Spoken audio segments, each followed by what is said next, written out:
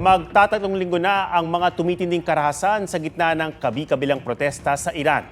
Nakunan sa CCTV ang pagwasak ng mga individual sa loob ng Abu Zar Mosque, isang araw bago ito sunugin. Sa datos ng isang human rights group, aabot na sa 500 ang nasawi. Nagsimula ang tensyon noong December 28 na nagugat sa mga protesta para ireklamo ang patuloy na pagbagsak ng kanilang ekonomiya. Ayon sa ating Department of Foreign Affairs, wala namang naitalang nadamay sa mahigit 800 Pilipino sa Iran. Nananatili daw silang nakalerto at handang tumulong sa mga kababayan. Sa kaugnay na balita, nakunan ng video sa Los Angeles, sa Amerika, ang paggambala ng truck sa gitna ng mga nagpoprotesta bilang suporta sa mga demonstrasyon sa Iran. Kinuyog ng taong bayan ang isang sakay.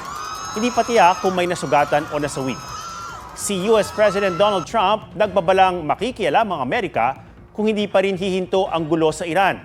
Kapag nangyari yan, ayon sa Iranian government, pupuntirahin naman nila ang mga base militar ng Amerika.